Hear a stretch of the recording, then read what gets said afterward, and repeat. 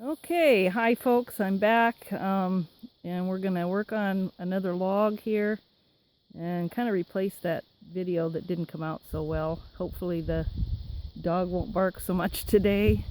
Unfortunately, she's mostly blind and mostly deaf, so she just smells something and then she starts barking. Anyway, I'm going to talk to you a little bit about tools and safety first, and then we'll get to it. I've figured out how to do this dual camera thing, so um, we'll see how that works out. Hopefully it'll allow me to pause and start again. But anyway, I'm going to move around to the front of the camera and we'll talk to you about the tools. Okay, so I hope that you can see me well. So obviously you have a chainsaw.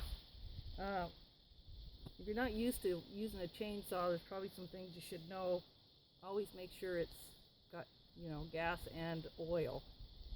The newer saws are real good because you got two reservoirs and they work automatically, so you don't have to pump. The old saws you had to pump with your thumb to get the oil on the chain. These ones just do it automatically, but you want to make sure that that's full so you don't have any friction on your chain, which would cause your chain to heat up and come off, break. It's got to be sharp doing this kind of stuff.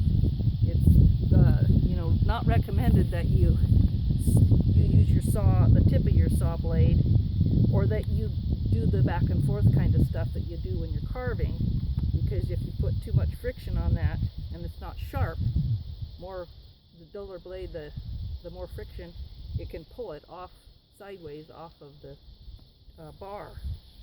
And you want to make sure it's not too loose here, too tight, and you don't have the right give to work, and of course too loose it'll come off.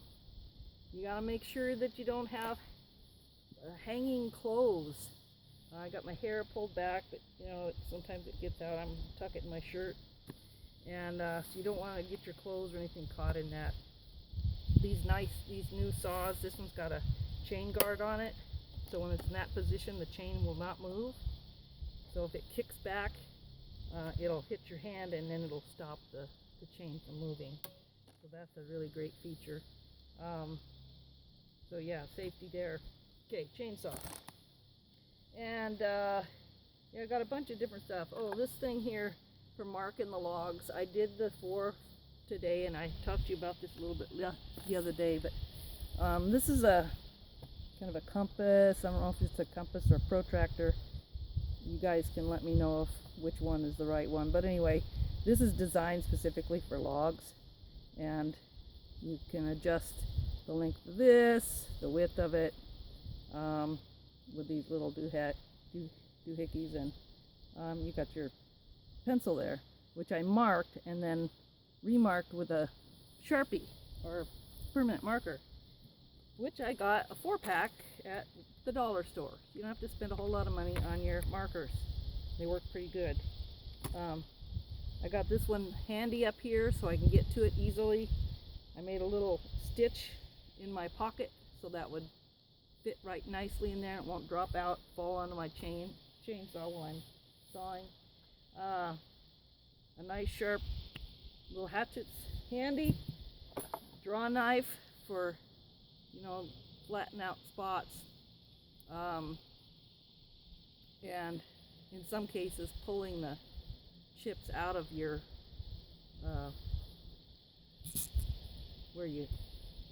the notch. There you go. And then I got me a new big chisel.